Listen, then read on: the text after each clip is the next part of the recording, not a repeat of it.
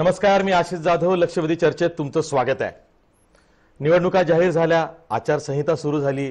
पुढचे 70 दिवस हे निवडणुकांचे असतील. 11 एप्रिल पासून निवडणुकांचा कार्यक्रम सुरू होतोय. 13 मेला मतमोजणी म्हणजेच निकालाचा दिवस आहे. या पुढच्या 70 दिवसांमध्ये जे निवडणुकीचे मुद्दे आहेत ते मुद्दे प्रचारामध्ये नेमके किती चालतील. जर का भाजपनं असं ठरवलं असेल, जशी माहिती मिळते आहे की राष्ट्रवादाचा मुद्दा असेल, देशाची सुरक्षा असेल किंवा दहशतवाद असेल, असे मुद्दे पुढे घेऊन प्रचार करायचा असेल, तर मग जे विरोधकांचे मुद्दे आहेत, बेरोजगारी, महागाई, विकास, शेतकऱ्यांचा रोष, हे जे मुद्दे आहेत हे भाजपच्या मुद्द्यांसमोर टिकतील का? किंबहुना भाजपनं जर का विकासाचा मुद्दा किंवा वेगवेगळे जे निर्णय योजना आत्ता लागू केलेल्या आहेत त्याचं भांडवल करून विरोधकांना जेरीस आणलं, तर मग प्रचाराची रंगत वाढेल का? आणि त्याही पलीकडे जाऊन ब्रँड मोदी भाजपकडे आहे. मोदींच्या विरोधात मोदी विरोधक एकत्र येत आहेत, पण जी विरोधकांची एकजूट आहे ती शेवटपर्यंत टिकेल का? आणि त्याही पेक्षा महत्त्वाचं म्हणजे मोदींचा करिश्मा, प्रचारातला त्यांचा झपाटा, धडाका, या समोर विरोधक एकजूट दाखवणं, त्याचबरोबर प्रचारामध्ये टिकून राहणं, आणि महत्त्वाचं म्हणजे भाजपचं जे इलेक्शन मॅनेजमेंट आहे त्याच्या तोडीस तोड उत्तर विरोधकांकडे असणार आहे का? त्याही पलीकडे जाऊन जर का विचार करायचा झाला तर जे प्रादेशिक पक्ष आहेत त्यातले काही राष्ट्रीय पक्ष सुद्धा आहेत, पण त्यांच्या राज्यांमध्ये जर का त्यांनी चांगली लढत दिली तर मग किंग मेकर हे प्रादेशिक पक्ष ठरतील का? अब की बार 300 असं जर भाजप म्हणत असेल तर मग भाजपचा गेम प्लॅन काय? आणि जर का विरोधकांना असं वाटत असेल, त्यातल्या त्यात काँग्रेस प्रणित युपीए आघाडीला असं वाटत असेल की आपण ही निवडणूक चांगल्या पद्धतीनं लढू, तर मग ते कोणत्या मुद्द्यांच्या आधारे या निवडणुकीत समोर जातील? त्याच्याही पलीकडे जाऊन जर का भाजप प्रणित एनडीएच्या विरोधात विरोधकांना एकजूट दाखवून महाआघाडी करायची असेल तर त्यांचा गेम प्लॅन काय असेल? असे अनेक मुद्दे आहेत. या क्षणाला विचारांचं एक मोहोळ हे राजकीय निरीक्षकांच्या डोक्यामध्ये उठलेलं आहे. पण म्हणूनच हीच तर खरी गंमत आहे निवडणुकांची, आणि हाच लोकशाहीचा उत्सव आहे जो आजपासून खऱ्या अर्थानं सुरू झालाय. आपल्या सोबत मान्यवर पाहुणे आहेत. आपल्या स्टुडिओमध्ये राष्ट्रवादीच्या आमदार प्रवक्त्या विद्या चव्हाण आहेत. आपल्या सोबत शिवसेनेचे आमदार डॉक्टर नीलम गोरे आहेत. आपल्यासोबत भाजपचे ज्येष्ठ प्रवक्ते माधव भांडारी आहेत. तसंच आपल्यासोबत काँग्रेसचे प्रवक्ते अतुल लोंढे आहेत. याशिवाय आपल्यासोबत ज्येष्ठ पत्रकार हेमंत देसाई सुद्धा आहेत. मी सुरुवातीला माधव भांडारी यांच्याकडे जातो. भांडारी सर, जसं मी प्रस्तावनेत म्हटलेलं आहे की जर का ब्रँड मोदी घेऊनच निवडणुकीला सामोरं जायचा निर्णय हा भाजपनं घेतला असेल तर मोदींचा जो झंझावात आहे त्याला पक्ष म्हणून किंवा तुमच्या पक्षाची जी इलेक्शन स्ट्रॅटेजी आहे ती कशी साथ देईल?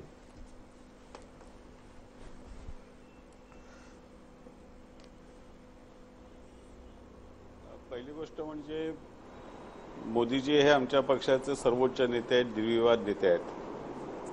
त्यांचं स्वतःचं एक लोकांमध्ये आवाहन आहे, लोकांना त्यांचं आकर्षण आहे, त्यांचा जनतेशी थेट संवाद आहे. आणि दुसऱ्या बाजूला या नेतृत्वाच्या जोडीला राष्ट्रीय अध्यक्ष अमितभाई शहांपासून अगदी स्थानिक बूथ पातळीपर्यंत आमच्या संघटनेचं प्रचंड जाळं आहे. बूथ प्रमुखांचे नेमणुका, बूथ प्रमुखांना कार्यरत करणं, त्यांना कामाची दिशा देणं, इथपर्यंतच नाही, आता बूथवरती सुद्धा त्याच्याही खाली जाऊन मायक्रो मॅनेजमेंट आपण ज्याला म्हणतो त्या मायक्रो मॅनेजमेंटमध्ये जाऊन आम्ही मतदार यादीच्या एका पानामध्ये जेवढे मतदार असतात 50, 100, 60, 70 तेवढ्या मतदारांच्या मागे एक कार्यकर्ता आपला उभा राहू शकतो का, इथपर्यंत हे व्यवस्थापनाचं काम आम्ही चालवलेलं आहे. आणि त्या माध्यमातून संघटना, सतत कार्यरत असलेली संघटना, पक्षाचे चालणारे कार्यक्रम आणि केंद्रातल्या आणि राज्यातल्या सरकारने केलेली लोकाभिमुख विकासाची कामं मोदी साहेबांचं नेतृत्व, महाराष्ट्रामध्ये देवेंद्रजींचं नेतृत्व, अमितभाई शहांचं नेतृत्व, महाराष्ट्रामध्ये रावसाहेब दानवेंचं नेतृत्व आहे, चंद्रकांत दादा पाटलांचं नेतृत्व आहे. या सर्वांच्या या सर्वांचा एकत्रित परिणाम याच्यातून आम्ही ह्या निवडणुकांमध्ये काम करतो. निवडणुका आम्ही त्या आधाराने लढवू. ठीक आहे. आपल्या सोबत अतुल लोंढे सुद्धा आहेत, काँग्रेसचे प्रवक्ते आहेत. अतुल लोंढे, हे बघा, जेव्हा विरोधी बाकावरती पक्ष असतो तेव्हा पक्षाला खूप उचल खावी लागते आणि ती सुद्धा सार्वत्रिक निवडणुकांना सामोरं जाताना. 2004चा इतिहास सर्वांना माहिती आहे. तेव्हा कोणाला असं वाटलं नव्हतं की भाजपच्या इंडिया शायनिंग समोर सोनिया गांधी किंवा काँग्रेस शाईन होईल. पण जो निकाल आला नंतर तेव्हा UPA 1चं सरकार आलं. आता तशी शक्यता तुम्हाला वाटत होती तेवढ्यात पुलवामा हल्ला असेल किंवा त्यानंतरचा एअर स्ट्राईक असेल, अभिनंदनची घरवापसी असेल, या मुद्द्यांनी देशात एक प्रकारे वातावरण पोलराइज म्हणजे ध्रुवीकरण झालेलं आहे. आता तुम्हाला नव्यानं सुरू करावं लागणार आहे. नव्यानं मुद्दे लोकांवरती बिंबवावे लागणार आहेत. नव्यानं जे प्रचाराचे म्हणून, लोकांचे म्हणून, निवडणुकीचे म्हणून मुद्दे आहेत ते नव्यानं मांडावे लागणार आहेत. मोठी कवायत खरं तर काँग्रेस आणि काँग्रेस सोबत असणाऱ्या पक्षांना करावी लागणार आहे.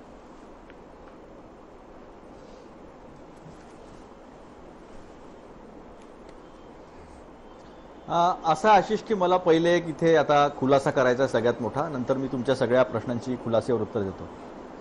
नीरव मोदी यांच्या संदर्भामध्ये UK सोबत जी आपली माल्ट ट्रेटी होती, malt mutual legal assistance treaty, त्याच्यामध्ये कागदपत्र UKनी कितीतरी वेळा मागितलं. त्यांच्या सिरियस ऑफेन्स विंगनी कागदपत्र मागितले अरेस्ट करण्यासाठी.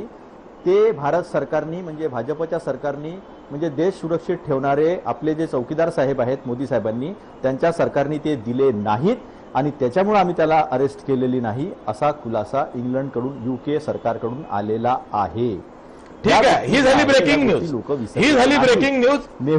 देण्याचं काम आमचं आहे, हे डाबोस तुम्ही दिलेली आहे. ठीक आहे. मी जो प्रश्न विचारला त्याचं उत्तर, हा मुद्दा आहे ना.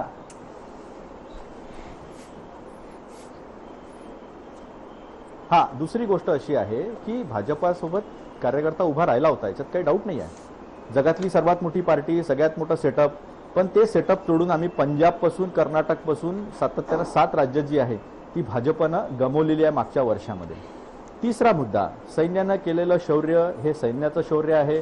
सैन्यांनी 47 मध्ये देश स्वतंत्र झाला तेव्हाही शौर्य केलं, 65 मध्येही केलं, 71 मध्येही केलं, 98 मध्ये केलं आणि आता 2018 मध्ये सुद्धा शौर्य, 19 मध्ये सुद्धा शौर्य केलेलं आहे. हे सगळ्या देशाला माहिती आहे आणि ते सैन्याचं शौर्य आहे. आणि ते सैन्य कसं उभं केलं, मिग कोणी आणले, मिराज कोणी आणले, हे सगळं लोकांना माहिती आहे. तो मुद्दा निवडणुकीचा जितकं करतील हे तितकं आम्हाला बरं. तिसरा मुद्दा, आम्ही मोदी साहेब जे आहे ते आमचे स्टार प्रचारक आहे UPAचे. त्यामुळे स्टार प्रचारक असल्यामुळे आम्हाला काही चिंता नाही आहे, कारण ते 2014 साली जे बोलले होते ते सतत बोलत राहिले, लोकांना माहिती आहे. चौथा मुद्दा महत्वाचा हा आहे की असेंब्ली इलेक्शन जे झाले 2014 नंतर 2018 पर्यंत, त्याच्यामध्ये 1238 जागा, ज्या 81 जागा ह्या NDAला मिळाल्या आणि 938 जागा या UPAला मिळालेल्या आहे, काँग्रेसला मिळालेल्या आहे. त्यामुळे याच्यातला डिफरन्स जो आहे तो खूप मोठा आहे असा नाही. आता शेवटला मुद्दा महत्वाचा आहे की ही जर मोदी साहेब ब्रँड अँबॅसेडर असते तर मग बिहारमध्ये 22 जागा जिंकलेल्या असताना 17वर का आले पार्टनरसाठी? महाराष्ट्रामध्ये किती शिवसेनेच्या नागदुऱ्या काढल्या आपल्याला माहिती आहे. प्रत्येक ठिकाणी, तामिळनाडूमध्ये जाऊन सुद्धा त्यांना आघाडी करावी लागत आहे, प्रत्येक ठिकाणी आघाडी करावी लागत आहे. त्यामुळे जो नरेटिव्ह आहे तो नरेटिव्ह स्वतः मोदींनी आणि भाजपनी आणि अमित शहानी सेट केलेला आहे की it's not against Modi, it's against NDA versus UPA. हा जो ट्रेंड आहे, हा ट्रेंड जो आहे तो लोकांना कळत नाही असं नाही आहे. जर मोदींवर एवढा विश्वास राहिला असता तर ज्या पद्धतीने शिवसेनेला वागवलं, ज्या पद्धतीची दुय्यम दर्जाची किंवा हीन दर्जाची वागणूक दिली, त्याच्या तक्रारी नेहमी उद्धव ठाकरे करत राहिले, तशा पद्धतीची वागणूक आता का देत नाहीये? तर ह्या सगळ्या ज्या गोष्टी आहे, या सगळ्या गोष्टीनंतर एक गोष्ट सेट झालेली आहे की त्यांना कळलेलं आहे की आपण ह्या मुद्द्यांवर हारत आहे ते, आणि त्याच्यामुळे हा सगळा प्रश्न पुढे आलेला आहे. आता शेतकऱ्यांवर झालेला अन्याय जो आहे तो आपण पाहिला, विकासाचा दर किती कमी आलाय शेतीचा तो आपल्याला पाहिलाय. नोटबंदी नंतर कशा पद्धतीनं लोकांचे हाल झाले आणि कालच RBIची 5:30 वाजताची मीटिंग झाली, त्याच्यामध्ये डायरेक्टर्सनी कसा विरोध केला ते सुद्धा आरटीआय मधून बाहेर आलेलं आहे. ते एक एक गोष्ट, एक एक निर्णय, एक एक अपयश जो आहे ते अपयश ह्या 50 दिवसाच्या प्रचारामध्ये मोठ्या प्रमाणावर लोकांसमोर येईल. आणि राहुलजींनी ते जेवढा प्रचार करत आहे त्याच्यापेक्षा जास्त राहुलजी पण प्रचार करत आहे. सगळी टीम तयार आहे. आमच्याकडे तर प्रत्येक स्टेटमध्ये राहुलजींच्या सोबत प्रत्येक स्टेटमधला मोठा लीडर सुद्धा सोबत आहे.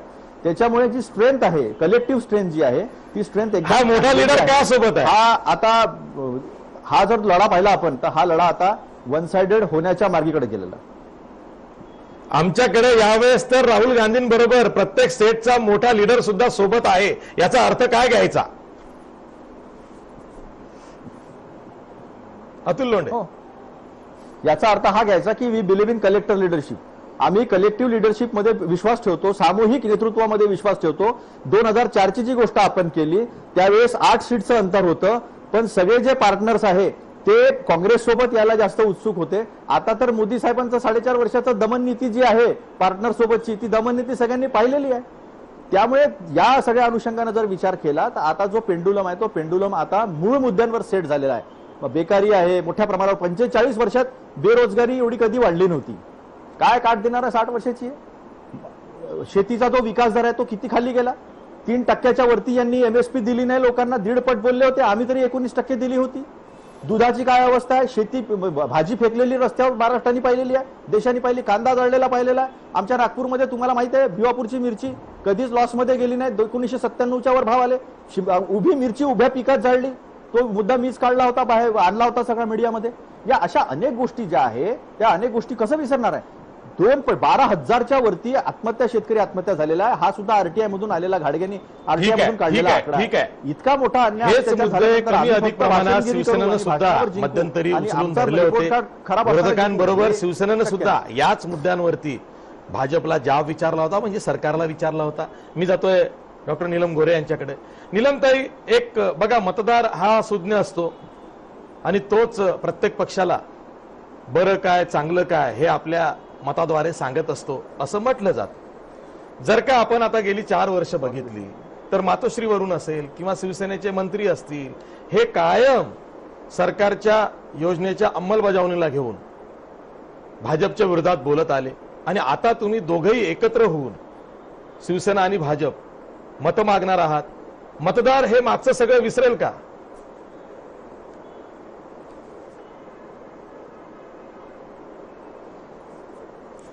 मुळात असं आहे, मतदाराला हे चांगलं माहिती आहे की कोणत्या प्रश्नांसाठी म्हणून आम्ही आवाज उठवलेला आहे. आणि खरं तर मुंबईकरांची, म्हणजे हा महाराष्ट्राची आणि देशाची पूर्ण ही निवडणूक आहे, पण मुंबईकरांची जी व्यथा आहे की ज्या प्रमाणात मुंबईकर टॅक्सला पैसे देतात त्या प्रमाणामध्ये केंद्राकडून योजना येत नाहीत, हा आक्षेप होता. बऱ्याच वेळेला योजना सुरुवात होते पण रखडलेली दिसते. त्या तुलनेमध्ये एकतर आमचा जो अपेक्षा होती किंवा 500 स्क्वेअर फूटच्या घरांना सवलत द्या करामधून, त्याच्या वरच्या काही मुदतीपर्यंत 60% कर सवलत द्या. कोस्टल रोड सारखा प्रश्न आहे. त्याच बरोबर ट्रेन्सची संख्या वाढवणं असेल, हे मुंबईकरांच्या दृष्टीने बोलते. तर हा आवाज काही प्रमाणामध्ये मी तर असं म्हणेन की ऐकला गेलेला आहे केंद्र सरकारकडून. अगदी GST थेट राज्य सरकारला मध्ये देण्यासाठी निर्णय घेणं आणि सर्व महानगरपालिकांना, मुंबईच्या सोबत सर्व महानगरपालिकांना आगाऊ रक्कम मिळण्यासाठी कायदा करण्यासाठी सुद्धा सकारात्मक भूमिका घ्यावी लागली. आणि आमचा आवाज आम्ही पोहोचवण्यामध्ये यश मिळालं आम्हाला. या दृष्टिकोनातून मी असं म्हणेन की शेतकऱ्यांचे प्रश्न जे आहेत ते अजूनही गंभीर आहेतच. त्याच्यामध्ये अंमलबजावणीचा प्रश्न आहे. आणि आशिष, मला असं वाटतं स्वतःला की 15 मुद्दे आहेत एकूण, की ज्या मुद्द्यांवरती या निवडणुकीत आपापल्या कमिटेड वोटरला किंवा परिघावरच्या असणाऱ्या मतदाराला त्यांच्या अचूक अशा मर्म जे आहे मतदारांच्या मनामध्ये, त्याच्यावर आम्ही कसा संवाद साधू शकतोय. आणि तिथे आम्हाला असं वाटतं की केंद्र सरकारच्याकडून शेतीमालाचा भावाला च्यासाठी काही पावलं उचलली गेली आहेत, परंतु अजूनही ती अंमलबजावणी बाकी आहे. दुसरं, शेतकरी सन्मान योजना, त्याच्याबद्दल सुद्धा त्याचे निकष ठरवत असताना माननीय उद्धवजींचं मत राज्य सरकारने सगळं विचारात घेतलं. पण त्याच्या अंमलबजावणीमध्ये आम्हाला बऱ्याचशा काही अजून अपेक्षा होत्या आणि तोच संघर्ष होता. त्यामुळे टीका केली किंवा विरोध झाला हा काही वैयक्तिक स्वरूपाचा टीका किंवा विरोध नव्हता हे मला इथे मुद्दाम सांगायला पाहिजे. दुसरं, मतदारांनी विसरण्याचा प्रश्न नाहीये, तर मतदार हे लक्षात ठेवतो की आपल्या प्रश्नासाठी म्हणून कोणी त्याच्यासाठी म्हणून आवाज उठवला, सरकारकडे संवाद साधला, सरकारकडून तो प्रश्न सोडवून घेण्यासाठी कोणी स्वतःची राजकीय इच्छाशक्ती पणाला लावली. हे आज मला सांगते मी गावाचं नाव जाहीर करत नाही मुद्दामच, कारण त्या लोकांवरती दबाव येईल.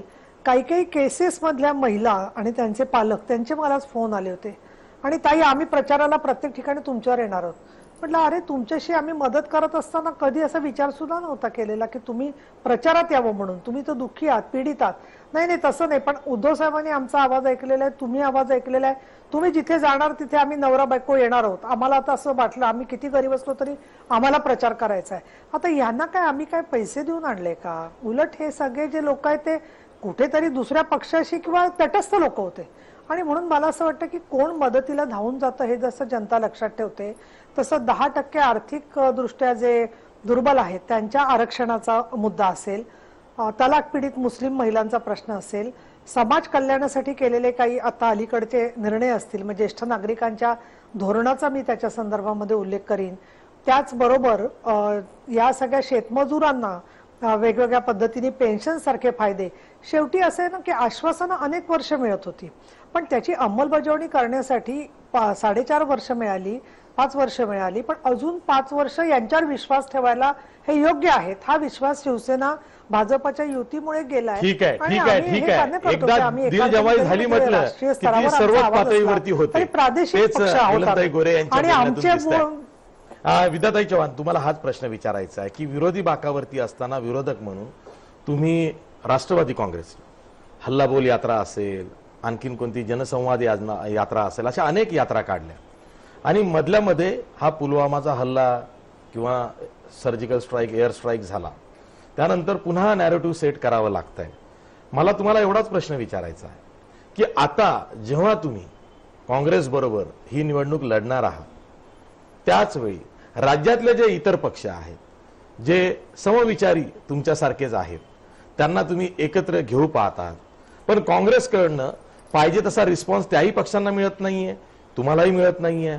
लेटेस्ट एक बातमी अशी आलेली आहे की सुजय विखे पाटील जे उद्या कदाचित भाजपमध्ये प्रवेश करणार होते त्यांना राष्ट्रवादीनं सांगितलं की या बाबा तुम्ही आमचेच आहात, देतो आम्ही नगरची जागा, या आमच्याकडं. आता ते सुजय विखे पाटील मातोश्रीकडे जाता जाता B4 कडे जातील कदाचित, धनंजय मुंडेंकडे. तर हे असं कसं, म्हणजे तुम्ही सांभाळून घेताय काँग्रेसला? नाही, काँग्रेस आम्हाला आणि आम्ही काँग्रेसला दोघंही सांभाळून घेतोय आणि आमची आघाडी बऱ्याच म्हणजे जेव्हापासून 2014ला आम्हाला विरोधामध्ये बसायची वेळ आली तेव्हापासून आपण हे ठरवलं होतं की याच्या पुढे आघाडीनेच लढलं पाहिजे, कारण लोकांनीच तो संदेश दिला होता. त्यामुळे त्याच्याविषयी काही वाद नाही आता. आणि प्रकाश आंबेडकरांची आघाडी असेल किंवा ह्या सगळ्यांना बरोबर घेऊन जायचं हे पहिल्यापासून ठरलेलं आहे ना. आणि काँग्रेसचे अध्यक्ष अशोकरावजी चव्हाण यांनी सुद्धा परवा वेळ देऊन त्यांना बोलवून घेतलं होतं, त्यांच्याशी सविस्तर चर्चा केली होती. त्यांना किती सीट्स पाहिजे, आता ते 22 सीट्स मागायला लागले. म्हणजे ह्याच्यामध्ये काही अर्थ राहिलेला नाही. त्यांनी पत्रक काढलंय, 12 जागांची मागणी आहे त्यांची. नाही, आता त्या दिवशीची चर्चा सांगते मी तुम्हाला. जेव्हा अशोकरावांनी त्यांना बोललं होतं तेव्हा त्यांनी 22 सीट्स मागितल्या होत्या. आता ते जे काय सांगतायत म्हणजे आता त्या सगळ्यांनी एकत्र यायचं असं आमचं जरी प्रयत्न असले तरी त्या प्रयत्नांबरोबर त्यांनी आलं पाहिजे ना.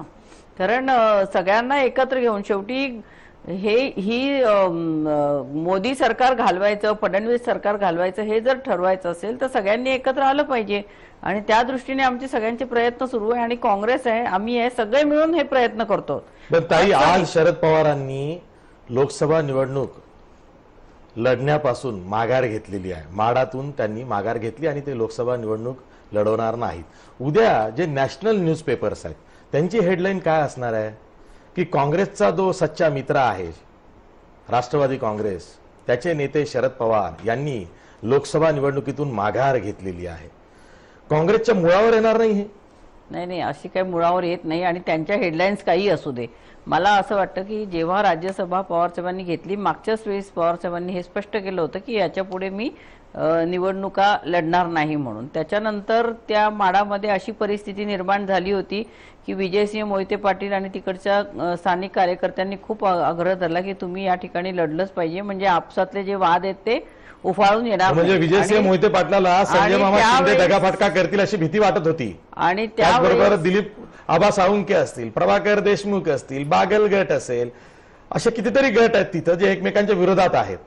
आता त्या तिथे वातावरण तसं होतं आणि ते वातावरण उफाळून येऊ नये म्हणून पवार साहेबांना सगळ्यांनी खूप आग्रह धरला होता. आणि त्यानंतर पवार साहेबांनी कुठेतरी सांगितलं होतं की मी लढेल, परंतु आजची त्यांची पत्रकार परिषद बघितल्यानंतर त्याच्यामध्ये त्यांनी त्याबाबत व्यवस्थित खुलासा केलाय आणि मी त्याच्यावरती काही फारसं बोलण्याची आवश्यकता मला वाटत नाही. शरद पवारांनी असं जाहीर केलं होतं ताई की पवार घरातून फक्त दोघेच निवडणूक लढतील.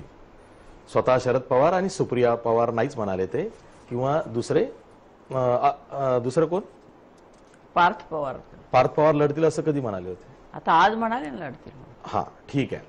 तर पार्थ पवार जे लढतायत तो बालहट्ट, त्यामुळे आजोबांनी माघार घेतली अशी चर्चा आहे. नाही, मावळमध्ये जर बघितलं तर मला असं वाटतं गेले वर्षभर मी बघते की पार्थ पवारांनी लढवावं म्हणून तिथल्या स्थानिक कार्यकर्त्यांमध्ये, आणि याच्यामध्ये खूप मागणी आहे. त्यामुळे मागणीचा जोर बघितला तर मला असं वाटतं पार्थ पवारांना जर लढायची आहे निवडणूक तर त्यांना का विरोध करायचा, मला हे ह्यामागचं कारण कळत नाहीये. आणि त्यांच्या संबंध कुटुंबियांनी जर बसून निर्णय घेतलाय की 2 सीट्स लढवायचे, मग सुप्रियाताई सुळे खासदार आहेत स्थानिक, त्या लढतील आणि पार्थ पवारांना मावाची देतील. आणि मला असं वाटतं पवार साहेबांना त्यामुळे प्रचारासाठी सगळीकडे भारतभर फिरायला लागणार आहे. आणि ते कारण ही महाआघाडी आहे आमची सगळ्यांची. आम्हाला असं वाटलं घराणेशाहीची टीका होईल म्हणून स्वतः शरद पवारांनी माघार घेतली. नाही, तसे घराणेशाहीची टीका आता प्रत्येक पक्षामध्ये लोकांनीच ते ऍक्सेप्ट केलेलं आहे, त्यामुळे आता त्याच्याविषयी बोलण्यात काही अर्थ नाही. प्रत्येक ठीक आहे, घराण्यातले ठीक आहे, लोक ठीक आहे. त्याच्यात आहेत. हाही मुद्दा खूप महत्वाचा आहे महाराष्ट्राच्या दृष्टीनं. आणि विशेष म्हणजे शरद पवार जेव्हा राहुल गांधींचे सारथी आहेत, म्हणजे राहुल गांधींसाठी ते सर्व विरोधकांची मोड बांधतायत. पहिली बैठक त्यांच्याच दिल्लीतल्या बंगल्यावरती झाली होती, दुसरी बैठक त्यातले काही निम्मे आले होते, त्यामुळे ती सुद्धा चांगली पार पडली होती. आणि त्यानंतर सगळं वातावरणच बदललं आणि त्यानंतर विरोधकांची बैठकच झाली नाही असं शेवटची चर्चा कानावरती आलेली आहे. म्हणून मी तुम्हाला हे सगळे प्रश्न विचारले. मी जातोय हेमंत देसाई यांच्याकडे, ज्येष्ठ पत्रकार आहेत. सर, ही निवडणूक मुद्द्यांची निवडणूक आहे की ही निवडणूक पुन्हा ब्रँड मोदी विरुद्ध मोदी विरोधक अशा पद्धतीची होईल आणि त्यातल्या त्यात विरोधकांना त्यांची एकजूट शेवटपर्यंत टिकवता येईल का?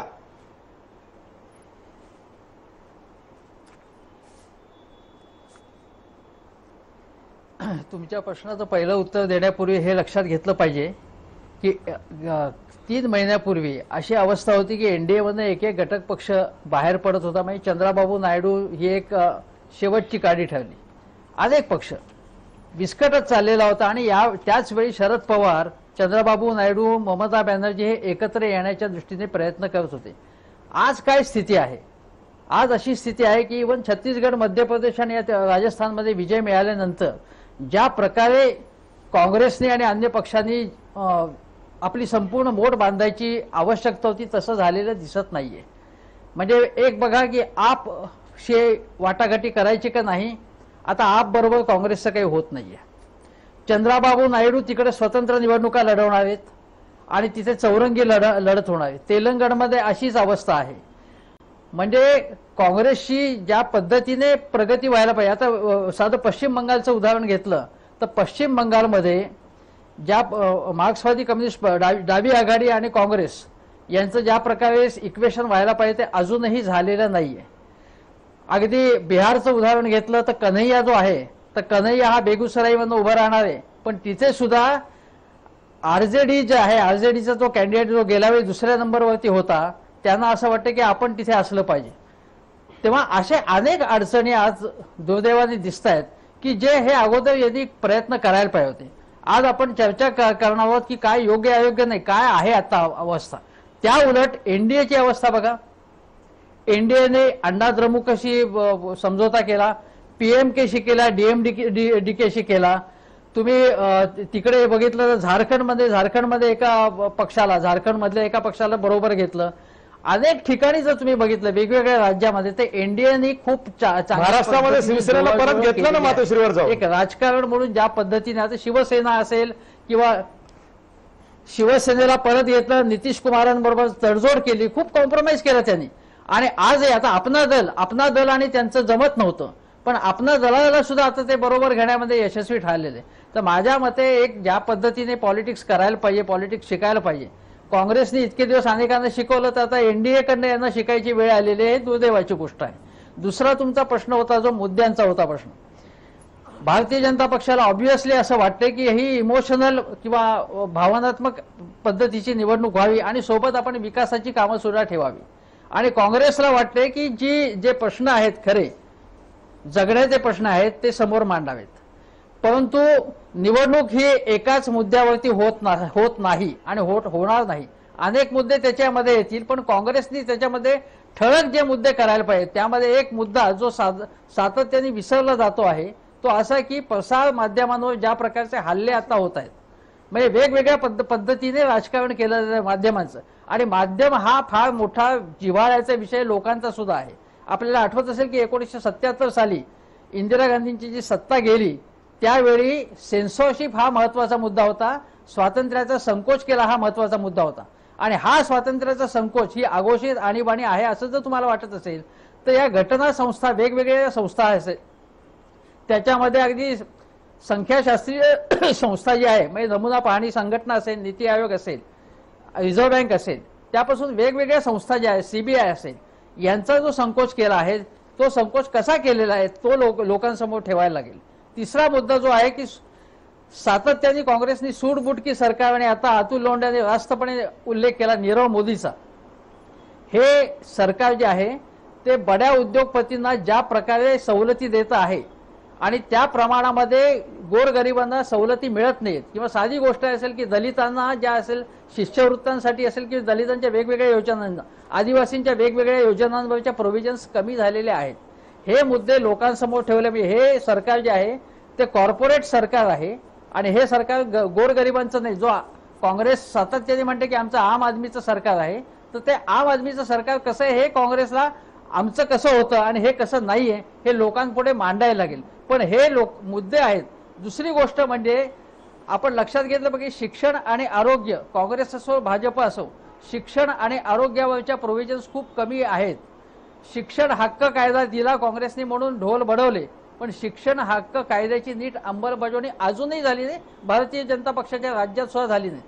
आरोग्यावरचा जो खर्च जो जगामध्ये अनेक ठिकाणी आहे, प्रगत देशामध्ये, तेवढा त्याच्या निम्मा सुद्धा खर्च आपला नाही. शिक्षणावरचा खर्च त्याच्या निम्मा सुद्धा नाहीये आज. म्हणजे आयुष्यमान सारखी योजना असेल, पण आज जी पब्लिक हॉस्पिटल्स आहेत महापालिकेच्या क्षेत्रामध्ये, जिल्हा क्षेत्रामध्ये असतील, कुठेही पब्लिक हॉस्पिटल जे आहेत त्याची दुरवस्था झालेली आहे, दैना झालेली आहे आणि सगळं आरोग्य क्षेत्र खाजगी लोकांच्या हातात दिलं जात आहे. यांनी केली शिक्षण क्षेत्र पूर्णपणे खाजगी कंपन्या आणि खाजगी लोकांच्या हवाली केलं जाते. हे अतिशय महत्वाचे प्रश्न आहेत आणि हे महत्वाचे प्रश्न मांडण्यामध्ये सुद्धा आपण सगळेच पक्ष नीट यशस्वी होताना दिसत नाही, नीट प्रभावीपणे त्याची मांडणी करत नाहीत. हे लोकांच्या जगण्याचे प्रश्न आहेत. आणि रोजगाराचा मुद्दा जो आहे तो 45 वर्षामध्ये जेवढी बेरोजगारी नव्हती तेवढी बेरोजगारी आज आहे. भारतीय जनता पक्षाचं म्हणणं आहे की बेरोजगारी नाही आहे आणि वेगळ्या प्रकारे रोजगार तयार होत आहे, पण वेगळ्या प्रकारे रोजगार तयार होत नाही. मी आजची गोष्ट सांगतो तुम्हाला. ग्रामीण वेतन साधा आहे, ग्रामीण वेतनातली जी वाढ आहे ती अतोनात कमी आहे असा आजचा रिपोर्ट आहे. जो ग्रामीण वेतनाची वाढ युपीएच्या काळात सगळ्यात जास्त होती, युपीएच्या काळामध्ये शेतीमालाचे भाव सगळ्यात जास्त वाढले होते, युपीएच्या काळामध्ये ग्रामीण समृद्धी वाढली होती. तर हे अशा अनेक मुद्दे आहेत. म्हणजे काही युपीएच्या गोष्टी चांगल्या आहेत आणि आज एनडीएच्या काळात सुद्धा मी असं म्हणणार नाही गेल्या 5 वर्षात काहीही झालं नाही असं म्हणणार नाही, बिलकुल म्हणणार नाही. काही गोष्टी झालेल्या आहेत, पण अनेक महत्वाच्या ज्या गोरगरिबांच्या जगण्याशी संबंधित आहेत गोष्टी त्या झालेल्या नाहीयेत. पर्यावरणाच्या दृष्टीने संरक्षणाच्या दृष्टीने खूप कमी झालेले आहे, सौर ऊर्जेच्या दृष्टीने झालेलं आहे, पण एकूण पर्यावरण संवर्धनाच्या दृष्टीने झालेलं नाहीये. कॉर्पोरेट शाहीच्या पुढे आपण शरणागती सर्वच पक्षांनी आणि या सरकारने सुद्धा पत्करलेली. ठीक आहे, पण पुलवामा त्यानंतर एअर सर्जिकल स्ट्राईक आणि अभिनंदन यांची घर वापसी, त्यामुळं बॅक टू स्क्वेअर वन असं सगळं वातावरण झालेलं आहे, त्यामध्ये विरोधी पक्षांना नव्यानं मुद्दे हे मतदारांना म्हणा, जनतेला म्हणा, लोकांना म्हणा पटवून द्यावे लागणार आहेत आणि ते तितकं सोपं दिसत नाही आहे. कारण निवडणुकीचा जो माहोल रंगतो त्यामध्ये प्रचारांमधून आरोप प्रत्यारोप वाद प्रतिवाद होत राहतो, त्यात जे जनतेचे प्रश्न आहेत ते कधी कधी हरवले जातात. तसं या निवडणुकीत होऊ शकतं का, त्यावर आपल्याला चर्चा करायची आहे. आणि महत्वाचं म्हणजे काही मुद्दे उपस्थित करताना त्यावरती फोकस करताना जे खरे प्रश्न आहेत ज्यावरती जनमत पालटू शकतं अशा मुद्द्यांचा विरोधकांना विसर पडू शकतो का, खास करून काँग्रेसला, त्यावर सुद्धा चर्चा करायची आहे. पण ब्रेक नंतर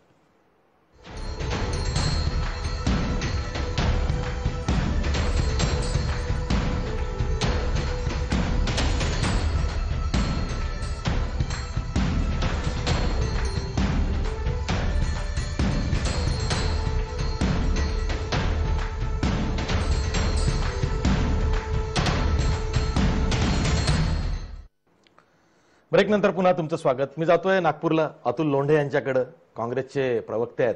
अतुल लोंढे, जाणकारांचं असं मत आहे की भाजपचा जर का काँग्रेस आणि विरोधकांसाठी ट्रॅप असेल, राष्ट्रवाद, देशाची सुरक्षा आणि दहशतवाद, तर त्यात काँग्रेस आणि राहुल गांधी राफेलचा मुद्दा पुढे करून फसतायत.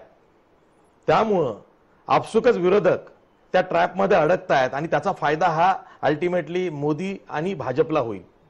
तुम्ही कसं बघता याकडे?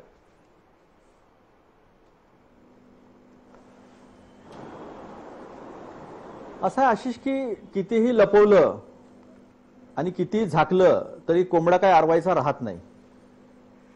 जसं आता देसाई साहेब बोलले की संस्थांचा जो संकोच होत आहे त्याच्यामध्ये मेनली मीडिया सुद्धा आहे आणि त्यामुळे आम्ही केलेले प्रयत्न समोर येत नाही हे त्यांच्याच प्रश्नांमध्ये उत्तर दडलेलं होतं. आम्ही जनसंपर्क अभियान काढलं डोर टू डोर आणि आम्ही कंपॅरेटिव्ह डेटा दिला यूपीएचा आणि एनडीएचा आणि तो कंपॅरेटिव्ह डेटा आम्ही घराघरात पोहोचवून वेगवेगळ्या कॉर्नर मीटिंग्स घेऊन तो पोहोचवलेला आहे.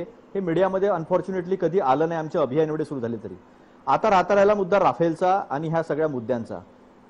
तुम्ही भारतातल्या लोकांना देशभक्त नाही असं कसं म्हणू शकता? या भारतातली लोक आत्ताच देशभक्त झाली, पहिले नव्हती असं म्हणायचं आहे का? या देशावर इतके संकट आले त्यावेळेस त्या संकटाला सैनिक असतील, या देशातले लोक असतील, त्यांनी तोंड दिलं नाही का असं तुम्हाला म्हणायचं आहे का? आणि राफेलच्या फाईली चोरी गेल्या हे ऍडव्होकेट जनरल या देशाचे प्रमुख सॉलिसिटर जनरल सांगतात कोर्टामध्ये. दुसऱ्या दिवशी युटर्न घेतात, पहिल्या दिवशी ॲफिडेव्हिट देतात की आम्ही हे दिलेलं आहे, कॅगकडे दिलेलं आहे. दुसऱ्या दिवशी सांगतात का no it was a spelling mistake. म्हणजे त्या इंडियन एक्सप्रेसचं तुम्ही टायटल पहा काय आहे त्याच्यामध्ये. त्यामुळे आता तुम्ही सांगितलेलं आहे की जे पेपर्स एन राम यांनी हिंदूमधून आणलेले आहे ते खरे आहे, कारण की तुम्ही सांगितलं नाही तो फोटोस्टेट कॉपी हमारी चोरी हो गई थी. इतक्या ज्या तुम्ही युटर्न घेता एवढ्या मोठ्या महत्वाच्या पदावर राहिले असताना आणि सरकार सातत्यानं सुप्रीम कोर्टाशी खोटं बोलत असेल आणि लोकांशी खोटं बोलत असतील आणि लोक डोळे झाकपणे ह्या सगळ्या गोष्टी ज्या आहे ह्या मान्य करत असेल असं जर कोणाला वाटत असेल तर माझा या गोष्टीवर विश्वास नाही. या देशामध्ये 1952 साली 16% साक्षरता होती तरी या देशाने योग्य सरकार निवडलं. 2014 साली अतिशय चांगले आश्वासनं जे आहे ते मोदी साहेबांनी दिले होते, त्यातलं एकही पूर्ण झालेलं नाही. शिक्षणाच्या संदर्भामध्ये सांगितलं आता यांनी, स्कॉलरशिपची काय अवस्था सांगितलं. शिक्षण आहे 4.47% 3.51% खाली. आता तुम्ही म्हणाल मी आकडे सांगतो, सांगायला लागते ना लोकांना. आयुष्यमान मध्ये 12,000 कोटीचा प्रीमियम आवश्यक आहे, 2,000 कोटी त्यांनी हे केलेलं आहे. कुणाला आयुष्यमान मिळाले तुम्ही जाऊन विचारा लोकांमध्ये. मी जात असतो लोकांमध्ये, सभांमध्ये जात असतो, विचारतो आयुष्यमानला किती लोकांना प्रीमियम झाला, सांगत नाही लोक. उज्ज्वलाचे माझ्याजवळ प्रूफ आहे, मी ते तुम्हाला पाठवतो आशिषजी, तुम्ही दाखवा तुमच्या चॅनलवरनं. लोकांनी आम्हाला हाताने लिहून दिलेलं आहे की उज्ज्वलाचे हंडे आमचे बंद झाले, इंडियन गॅसचे बंद झालेले आहे. अरेर नवरगाव नावाचं गाव आहे, तिथे एक छोटंसं गाव सालेक्सा, तिथल्या लोकांनी आम्हाला लिहून दिलं, 234 लोकांनी हे लिहून दिलं. त्यामुळे हे सगळं उज्ज्वलाच्या नावावर रॉकेल बंद करणं हे विषय जे आहे विषय घेऊन आम्ही लोकांपर्यंत चाललो. मला वाटतं मीडिया जबाबदारीनं वागेल आता तरी, आणि मीडिया आम्ही ज्या गोष्टी करतो ते लोकांपर्यंत नक्की आणेल. नाही आणलं तरी हरकत नाही, त्यांचं संरक्षण करणं आमचं काम आहे, ते आम्ही संरक्षण करू. पण लोकांपर्यंत जाण्यापासून आम्हाला कोणी अडवू शकत नाही. आम्ही लोकांपर्यंत चाललो आहो. या देशाचे सगळे लोक देशभक्त आहे, प्रत्येक वेळेस एकत्र झालेले आहे आणि कोण कसं वागतं याच्यावर लोकांचं बारकाईनं लक्ष. तुम्ही लोकांपर्यंत जाताय, लोक तुम्हाला समजून घेतील असं तुम्हाला वाटतंय. मी जातोय माधव भंडारी यांच्याकडे, भाजपचे ज्येष्ठ प्रवक्ते आहेत. सर, जसं आता अतुल लोंढे म्हणाले की लोकांना सगळं माहिती आहे, लोकांपर्यंत आम्ही लोकांचेच प्रश्न घेऊन जातो आहोत आणि सरकारने त्यांच्यासाठी काही केलं नाही हे त्यांना पटवून देत आहोत. मी जर का तुम्हाला असं विचारलं की पंतप्रधान नरेंद्र मोदी यांनी स्वतः गेल्या महिन्याभरात म्हणजे आचारसंहिता लागण्यापूर्वी 160 प्रकल्पांचं एकतर भूमिपूजन, उद्घाटन किंवा शुभारंभ केले. त्यातल्या अनेक प्रकल्पांचं भूमिपूजन किंवा कोनशिला ठेवण्याचा कार्यक्रम हा झालेला होता, अशा गोष्टी निदर्शनास आल्या. यामध्ये 2 लाख कोटी इतकी ती प्रकल्पांची एकूण रक्कम आहे. मला हे म्हणायचं आहे की आश्वासनांची पूर्तता आणि दुसरीकडे नव्यानं शुभारंभ, भूमिपूजन, उद्घाटन करून लोकांना आश्वासनं दाखवणं, यामधला जो रियालिटी चेक आहे तो जर का लोकांनी केला तर तेव्हा सरकारची काही अडचण होईल असं तुम्हाला वाटतं?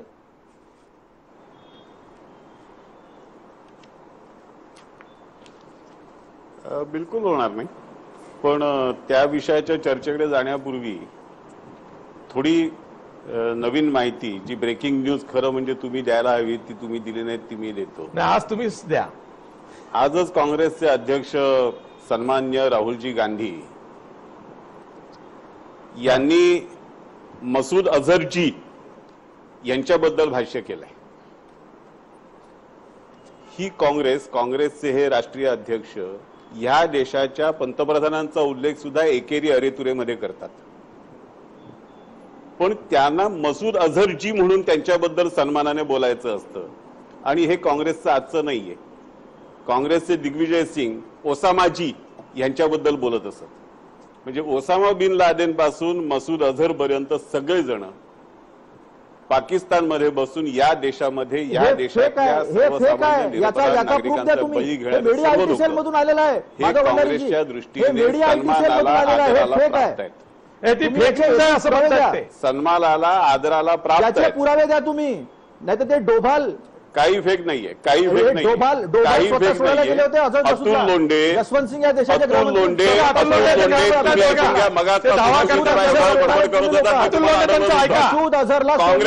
काँग्रेसची ही नीती नाही ना. हा प्रकार तुम्ही काँग्रेसचा जो चाललेला आहे ना, त्याला तुम्ही आधी आळा घाला. खरं बोला ना, खोटं काँग्रेसचा हा जो प्रकार चाललाय, काँग्रेस काय बोलते,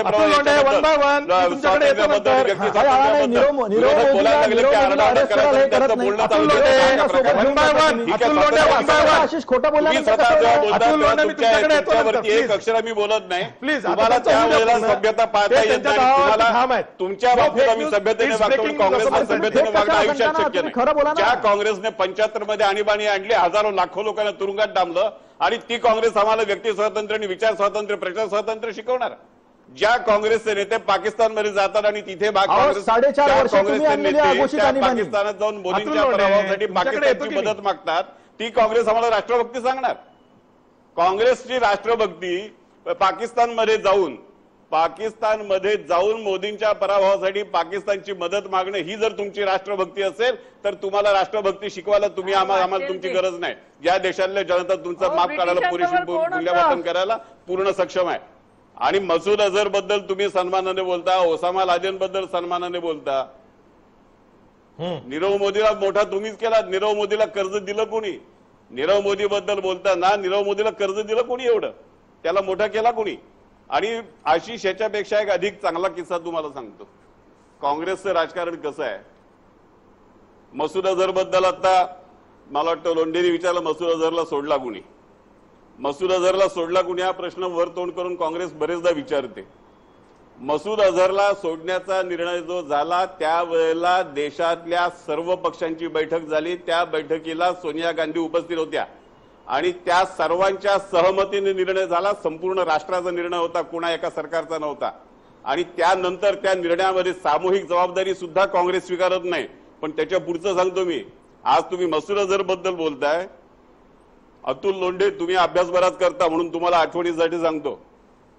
शाहिद लतीफ नाव लिहून घ्या तुमच्याकडे. शाहिद लतीफ 2010 मध्ये तुम्ही त्याला सोडलं. कशासाठी सोडलं? तर म्हणे पाकिस्तान बरोबरचे संबंध चांगले करण्यासाठी. हा शाहिद लतीफ जैश ए मोहम्मदचा मोठा नेता. आत्ताच्या पुलवामाच्या सगळ्या हल्ल्यामध्ये या शाहिद लतीफचा सहभाग होता. आणि शाहिद लतीफला सोडताना काँग्रेसने संसदेला सुद्धा सांगितलेलं नव्हतं. सर्व पक्षांची बैठक वेळ सोडूनच द्या, सहमती करणं सोडून द्या. पण संसदेला सांगण्याचं पथ्य सुद्धा काँग्रेसने पाळलं नव्हतं. शाहिद लतीफला सोडून दिलं होतं परस्पर, कोणालाही विश्वासात न घेता. आणि जी काँग्रेस पाकिस्तानमध्ये जाऊन या देशाच्या या देशातल्या पक्षांच्या विरोधात मदत मागते, जी काँग्रेस मसूद अझहरला मसूद अझहरजी म्हणते, ओसामा बिन लादेनला ओसामाजी काय म्हणते, वाटेल ते ऐकायचं जी का? काँग्रेस शाहिद लतीफला सोडून देऊन ह्या देशामधल्या दहशतवादाला खतपाणी घालते, आणि आतापर्यंत काँग्रेसने जे जे केलं त्यामधून हा दहशतवाद फोफावला, हा या देशाचा इतिहास आहे. त्याच्यावरती काँग्रेसला सांगावं लागणार आहे. काँग्रेस जेव्हा हे सगळे मुद्दे काढेल तेव्हा या सगळ्या प्रश्नांची उत्तरं काँग्रेसलाच द्यावी लागणार आहे. ठीक आहे, काँग्रेसला उत्तर द्यावं लागणार आहे म्हणतायत. हेमंत देसाई तुम्ही थांबा, मी येतो नंतर तुमच्याकडे. आधी काँग्रेसकडनं उत्तर घेऊया. हा, अतुल लोंढे उत्तर द्या. शाहिद लतीफला परस्पर संसदेला विश्वासात न घेता काँग्रेसने सोडलं, जो ज्येष्ठ अतिरेकी होता. या देशामध्ये 1989 साली सीपीआय सोबत जेडीएस सोबत यांनी सरकार स्थापन केलं होतं, जनता दलासोबत. तेव्हा अडवाणीजी होते. त्यावेळेस सगळ्यात पहिल्यांदा मुफ्ती मोहम्मद सईद यांच्या मुलीसाठी 5 अतिरेकी सोडण्याचा पाप यांनी केलं. पंडितांवर जे काही अटॅक झाले ते त्यावेळेस यांचं सरकार होतं. प्रॉक्सी वॉर सर्वात जास्त पॉवरफुल झालं ते यांच्या काळामध्ये झालं. दुसरी गोष्ट. तिसरी गोष्ट, यांनी फेक किती सांगितलं.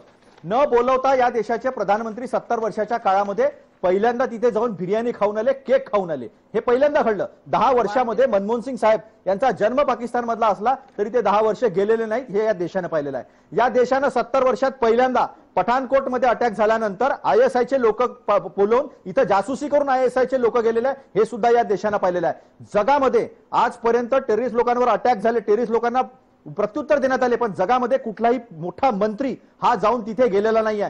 तुम्ही ते नाही का ओबामाजी असं तुम्ही सगळ्या देशासमोर हतबल झाले होते. 814 जेव्हा ते IC 814 विमान हायजॅक झालं होतं त्यावेळेस सरकार जगासमोर हतबल झालेलं होतं. हे हतबल झालेलं सगळ्या जगाने पाहिलेलं आहे. तुम्ही काय रडत होते आणि तुम्ही काय बोलत होते जगाने पाहिलं. देशाचे मंत्री तिथे जाऊन सोडून आले. नीरव मोदी हा अख्ख्या फॅमिली सोबत, याच्यासोबत त्याचा मामा मेहुल चोक्सी, ये हमारे मेहुल भाई हीरे का धंदा अच्छे से जानते हैं. अख्ख्या गुजरातमध्ये लोकांना 2 लाखाचा हिरा 2 करोडमध्ये, 20,000चा हिरा 2 लाखामध्ये विकणारा हा नीरव मोदी जो आहे हा डावोस मध्ये पळण्याच्या पूर्वी याची एन्क्वायरी सुरू असताना हा नीरव मोदी पंतप्रधानांसोबत डावोस मध्ये होता इकॉनॉमिक कॉन्फरन्स परिषदेमध्ये. तिथून तो पळून गेला. तिसरा मुद्दा नाही, ऐका ना आता, हा विजय मल्ल्या संसदेमध्ये राज्यसभेमध्ये जेटलींना भेटतो, याची एन्क्वायरी सुरू आहे. पण त्याचा पासपोर्ट सीज न करता दुसऱ्या दिवशी 8 बॅग भरून हा विजय मल्ल्याचा निघून जातो. ललित मोदीवर एन्क्वायरी सुरू असताना सुषमा स्वराजजी नाही, त्यांच्या पत्नीची तब्येत खराब असल्यामुळे त्यांना सोडून सुषमा स्वराजजी पत्र देतात त्यांना. आणि तुम्ही आम्हाला सांगता तुम्ही ब्रिटिशाचे तळवे चाटत होते ना. तुम्ही कधी वंदे मातरम म्हटलं 1947 पर्यंत. असं 15 मिनिटं चालू राहिलं तर पंचजन्य ऑर्गनायझर मध्ये लिहिलेलं आहे. पंचजन्य अतुल लोंढे आरोप प्रत्यारोपात नको आहे, दुसरा नाही बोलायचं आहे. चर्चा पुढे नेऊया. काय सांगावी, संविधान काय चालणार नाही, करतोय मनुस्मृती चालणार नाही. इंग्रजांबरोबर? आरोप प्रत्यारोप नाही आहे. या देशामध्ये तेवढ्या वेळ बडबड ठीक आहे, तेवढा ठीक आहे. वेळ अतुल द्या. लोंढे आशिष अतुल जेवढे लोंढे आरोप केले तेवढ्या या त्यांनी उत्तर दिलं या होतं. देशामध्ये कोणी त्यांनी विरोध जे केला उत्तरात असेल म्हटलं तर त्यावर तो- तुमचं उत्तर तो देऊन झालेलं आहे. माधव भंडारी आहेत. हा, माधव भंडारी त्याच्यातून माधव पटकन भंडारी विषय आहेत. संपवा. त्या मला लोकांनी निलमताईंकडे केलेलं आहे. जायचं. गद्दारी कोणी केली सगळ्या देशांत पहिले. माधव भंडारी. श्यामाप्रसाद मुखर्जी. माधव भंडारी बोला. श्यामाप्रसाद मुखर्जी ज्या मुस्लिम लीगने देशाची फाळणी. अरे मागचा इतिहास करू नका. उपमुख्यमंत्री होते. अतुल लोंढे मागच्या इतिहासात नको जायला. ते काय सांगतात आम्हाला. ठीक आहे, माधव भंडारी तुम्ही पटकन विषय संपवा, पटकन मुद्दा संपवा. ते गेल्या इतिहासात हे नाही, विषय संपला, मुद्दा संपला, तुम्ही बोला. तुम्ही पटकन ज्या संपवा. पद्धतीने बोलतायत आणि लोंढे जेवढा वेळ अतुल घालतात लोंढे तेवढा आता मला तुम्ही थांबा दिला जरा. पाहिजे. हा, माधव भंडारी बोला.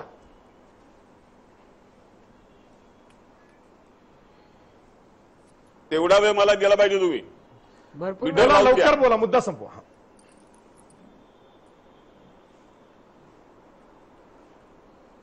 मुद्दा यातला एक स्पष्ट आहे. हे 1000 गोष्टी सांगतील. 26/11चा मुंबईमध्ये हल्ला झाला. 200 पेक्षा जास्त माणसं मारली गेली. महिन्याभराच्या आत यांच्याच UPA सरकारने पण सत्य सांगतील. पाकिस्तानला मोस्ट फेवर नेशनचा दर्जा दिला. शहीद लतीफचा तुम्ही सांगितलं 2010 मधलं. मुंबईच्या हल्ल्याच्या बद्दलचे तो सिक्युरिटी 1996 अलर्ट चा आहे, खोटं बोलू नका. तो 1996 चा आहे. Madhav Bhandari most favoured nation हा अटल बिहारी सरकारच्या काळात आला गेला. अटल बिहारी वाजपेयी सरकारच्या काळात गोष्टी मोस्ट फेवर्ड नेशनचा दर्जा पाकिस्तानला दिला गेला. समितीने तुम्ही स्वतःचं श्रेय त्यांच्याकडे कशाला देता? टाळलं. रामप्रधान समितीने मोस्ट ते फेवर्ड नेशनचा म्हटलं. दर्जा देण्यात त्या आला. रामप्रधान समितीमध्ये सरळ वाजपेयी सरकारच्या काळात मोस्ट फेवर्ड नेशन हा दर्जा भाजप सरकारने पाकिस्तानला दिला होता. नाही आशिष, या पद्धतीने जर लोंढ्या आरडाओरडा करणार असतील तर तुम्ही आम्हाला बोलात जाऊ नका. कशाला बोलावता तुम्ही आम्हाला? बोलावून आमचा अपमान करताय तुम्ही. नाही तसं नाही, पण तुमचा जो म्हणणं आहे, खोटं तुमचं जे म्हणणं आहे, मोस्ट अतुल लोंढे तुम्ही दिला ना. ठीक आहे ना, तो मुद्दा झाला ते सांगतायत ना. नाही हा आरडाओरडा करून आणि दुसऱ्याचं बोलू न देणं, दुसऱ्याचा आवाज बंद करणं, आणीबाणीपासून अजून तुम्ही काही शिकला नाही. हा ठीक आहे खोटं मी का दोघांना आवाहन करतोय. टाकण्याचा प्रयत्न ठीक आहे, आयुष्यात मी निलमताई गोरे यांच्याकडे जातोय. सत्य बोला नाही, मी निलमताई गोरे यांच्याकडे जातोय. निलमताई, हे बघा, बोलू द्या ना. राष्ट्रीय पक्ष त्यांच्या पद्धतीनं प्रचारात जातील. मांडू देत, मग मला तुम्ही बोलू नका कार्यक्रमामध्ये.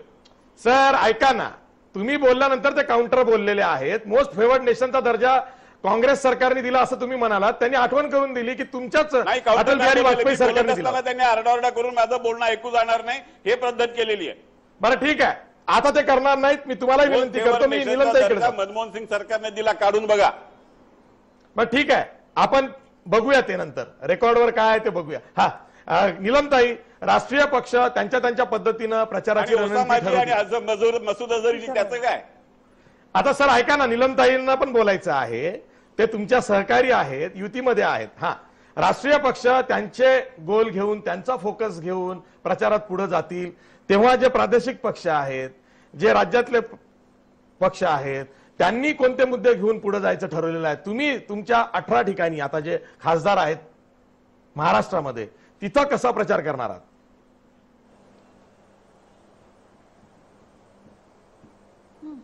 एक तर पहिली गोष्ट म्हणजे त्या जिल्ह्यांच्या मध्ये त्यांनी आमच्या खासदारांनी ज्या प्रश्नांचा पाठपुरावा केलेला आहे, मग केंद्राकडे त्यांनी नितीन गडकरींच्याकडे जाऊन पाठपुरावा करून प्रत्येक ठिकाणी जे रस्त्यांच्या संदर्भामध्ये केलेलं काम असेल, जलयुक्त शिवारचे मुद्दे आहेत, त्याचबरोबर रेल्वेच्या बद्दलचे मुद्दे आहेत की ज्या मागण्या त्यांनी वारंवार केलेल्या आहेत आणि त्यातल्या काही मान्य झालेल्या आहेत. या सगळ्याबरोबर शेतकऱ्यांचा जो बरोबर सातत्याने शिवसेनेच्या खासदारांनी त्यांचे प्रश्न मांडलेले आहेत, त्या स्थानिक पातळीवर मांडलेले आहेत. पण मला या सगळ्यामध्ये आशिष असं वाटतंय की या सगळ्यांना कटिंग अक्रॉस हा राष्ट्रीय सुरक्षिततेचा मुद्दा तेवढाच महत्वाचा आहे. याच्यासाठी की नगर आहे, बीड आहे, लातूर आहे, परभणी आहे, आज इसिसचं, त्याच्यानंतर वेगवेगळ्या पद्धतीच्या सिमीसारख्या पूर्वीच्या संघटना असतील, अशा अनेकांचं जाळं आपल्याला दिसतं आहे की महाराष्ट्राच्या कानाकोपऱ्यापर्यंत पोहोचलेलं आहे.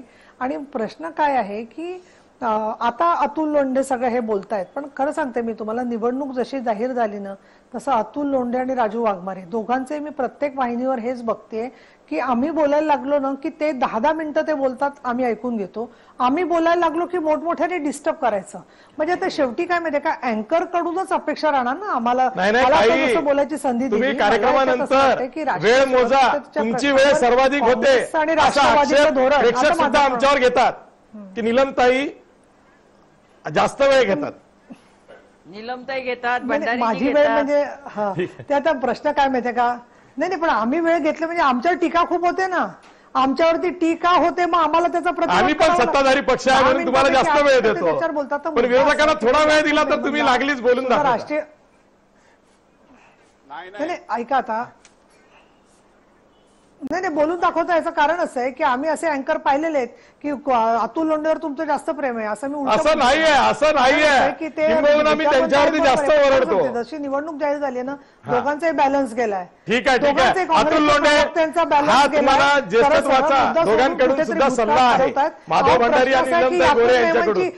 नाही याकूब मेमनची फाशी नाही, याकूब मेमनची फाशी रद्द करण्यासाठी यांचे आमदार बसले होते, उपोषणाला बसले होते, आमच्या सभागृहात बसले होते. विद्याताई नाही माहितीये, एनसीपीचे नव्हते गेले कोणी, पण काँग्रेसचे बसले होते तिथे. आणि विधानसभा आणि परिषदेत त्यांनी आरडाओरडा केला त्याच्यामध्ये की याकूब मेमनची फाशी रद्द करा म्हणून. त्याच्यावर का बरं बोलत नाही अतुल लोंढे? हे पण काय माहितीये का, तुमचा जो अनुनय चालतो ना, तलाक पीडित महिलांबद्दल एक शब्द बोलताय, नाही बोलत आहे ना. त्याच्यामुळे राष्ट्रीय सुरक्षिततेचे मुद्दे असतील, समाजाच्या सर्व घटकांचे मुद्दे असतील, यांचं पुतना मावशीचं प्रेम आहे प्रत्येक बाबतीमध्ये, म्हणून त्यांच्या तोंडूनच येताना जी जो येतोय ना, त्याचं कारण ते आहे. ठीक आहे, बोला. विद्याताई ते असं म्हणाले की तुम्ही बोलत असताना, मला आठवतं मी सुद्धा एकदा आक्षेप घेतला होता, कधी सांगतो, 26/11चा हल्ला झाला होता आणि तेव्हा तत्कालीन गृहमंत्री जयंत पाटील हे विधानसभेमध्ये त्या प्रश्नावर निवेदन सादर करत असताना दहशतवादी ऐवजी कसाबला व्यक्ती असा उल्लेख करत होते, कसाबचा. तेव्हा पत्रकारांनी आक्षेप घेतला की व्यक्ती कसं म्हणता तुम्ही, बरोबर आहे, हे लागतं माहित आहे का ताई? नाही, मला हे कळत नाही की आता हे सगळं आता ते जी लावणं वगैरे हे सगळं तर करतायत, हे सगळं आपण बघितलं. एखाद्या वेळेस तोंडातनं निघून गेलं असेल किंवा काहीतरी हे झालं असेल तर तो मुद्दा तुम्ही घेऊन बघायचा. पण नवाज शरीफांना ते विमान वळवून कसं पुन्हा जातच कसं? पाकिस्तानमध्ये जायचं, तिथे त्यांचा वाढदिवस सेलिब्रेट करायचा आणि मग परत देशात यायचं आणि मग त्याच्यावर आम्ही काहीच परत बोलायचं नाही. म्हणजे तुम्ही कोणाला चुकून जी म्हटला किंवा तुम्ही त्याच्यात फेरफार करून काहीतरी ऍडिशनल केलं आणि त्याला तुम्ही कारण तुमचा लौकिक कशासाठी आहे? खोटं बोला, रेटून बोला. आता तुम्ही आम्हाला सांगताय की आम्हाला बोलू देत नाही.